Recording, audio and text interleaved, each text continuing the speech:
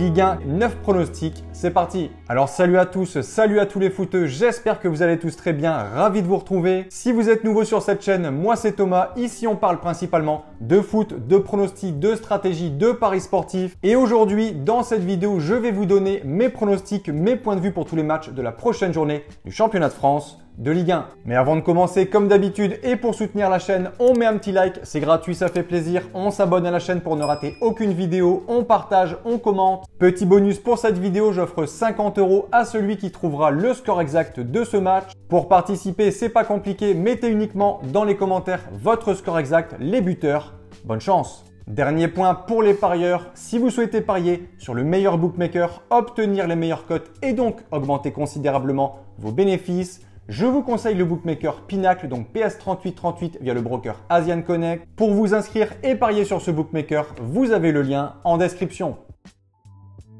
Allez, c'est parti Ligue 1, 9e journée et on commence pour ce premier match par une affiche entre le Paris FC 11e du classement et le FC Nantes qui pointe en 15e position. Des Parisiens début de saison mitigé mais globalement plutôt bon pour un promu. Quelques bonnes choses comme la victoire contre l'Orient, le nul à Nice, la victoire à Brest, celle également contre Metz.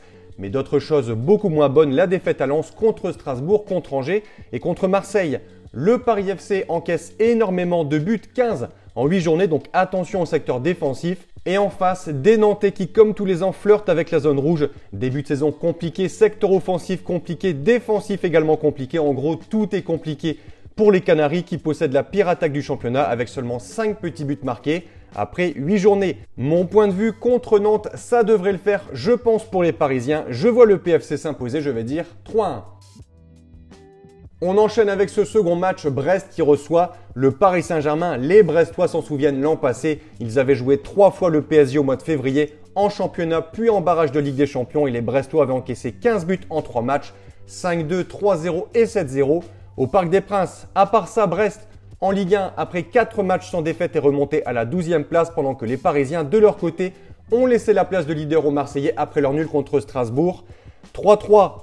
Des Parisiens qui, franchement, je trouve, sont un peu décevants en championnat quand on compare, bien sûr, ce qu'ils proposent en Ligue des Champions et cette semaine, cette victoire contre les Leverkusen 7-2. Mon point de vue, Brest est une équipe qui réussit plutôt bien aux Parisiens. Brest est une équipe qui encaisse quand même pas mal de buts. Selon moi, Paris devrait gagner facilement ce match, 3-0. On poursuit avec Monaco-Toulouse, des Monégasques qui ont beaucoup de mal et qui restent toutes compétitions confondues sur 5 matchs sans victoire, dont 3 en championnat. Une défaite à Lorient 3-1 et 2 matchs nuls contre Nice 2-2 et à Angers 1 partout pour le premier match du nouvel entraîneur Sébastien Pocognoli qui a remplacé à 18h. En face, Toulouse, c'est plutôt pas mal. 8e position, 13 points, 15 buts marqués, une victoire à Lyon qui a été confirmée avec celle contre Metz 4-0 lors de la dernière journée. Je vois ici un réveil de l'ASM sur ce match, je vois des buts, je vais dire 4-2. Très belle affiche pour ce 4e match Stade Bollaert. Lens contre Marseille, on a ici clairement l'équipe en forme du moment. Leader de Ligue 1, 4 succès de suite en championnat. Contre Paris, contre Strasbourg, contre Metz, contre Le Havre 6-2, 4 buts de Greenwood. C'est très solide de côté marseillais. Attention tout de même, en face, Lens, c'est pas mal également, 4e au général, 3 victoires lors des 4 dernières journées. Contre Lille 3-0, contre Auxerre et le Paris FC 2-1. Mon point de vue, je pense qu'un nul est cohérent, 2-2. 5e match, Lille contre Metz. Match sur le papier totalement déséquilibré. Des Lillois 6e au général après sa belle victoire contre Nantes 2-0. Une victoire qui est venue confirmer la forme de Lille après son nul contre Paris et sa victoire à l'AS Rome en Ligue Europa. Des Lillois qui, comme tous les ans, proposent du beau jeu. Très gros potentiel offensif. Giroud, Haraldsson, Igaman, Pardo. Et en face, on a le club de Metz. Début de saison catastrophique, lanterne rouge, seule équipe à n'avoir toujours pas gagné le moindre match, seulement 2 points pris sur 24 possibles, 20 buts encaissés en 8 matchs. La situation est donc très compliquée pour les Messins. Je ne vois pas comment Lille pourrait ne pas gagner ce match. Je vais leur donner la victoire, logiquement 3-1. On poursuit avec Angers qui reçoit Lorient, duel plutôt de bas de classement, des Angevins qui pointent en 17e position, qui n'ont plus gagné depuis la première journée.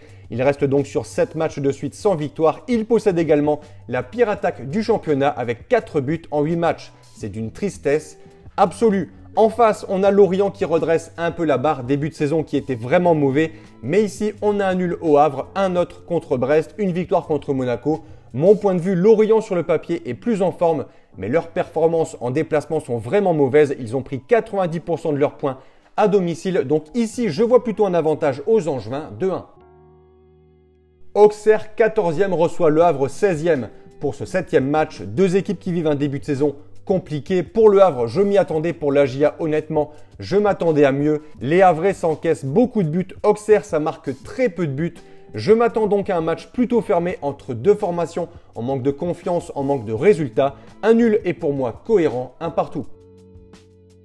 8e match, Nice se déplace du côté de Rennes, des Aiglons, 10e au classement, qui attendait une victoire depuis 5 matchs et le 13 septembre, c'est chose faite avec un succès contre Lyon, 3-2.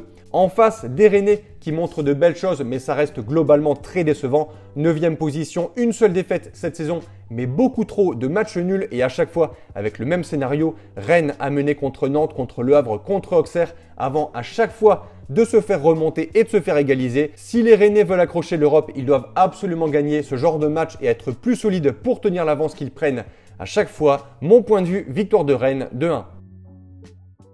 On conclut avec Lyon qui reçoit Strasbourg. Des Lyonnais qui, comme je l'avais annoncé plusieurs fois dans mes vidéos, sont en train de couler petit à petit. Ils ont souvent gagné sur le fil 1-0 à plusieurs reprises, mais avec le peu d'atouts offensifs qu'ils ont, la perte de Lacazette et de Mikotadze leur a fait beaucoup de mal. Et là, avec l'enchaînement des matchs championnat et Ligue Europa, ça coince un peu pour les Guns.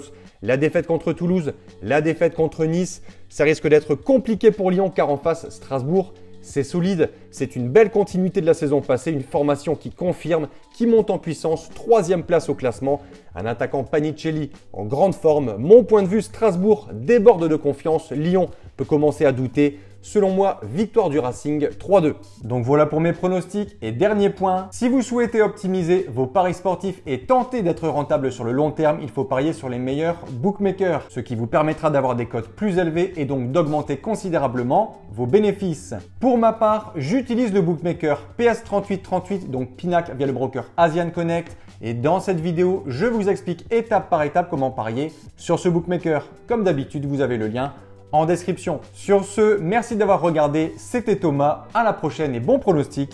Ciao ciao.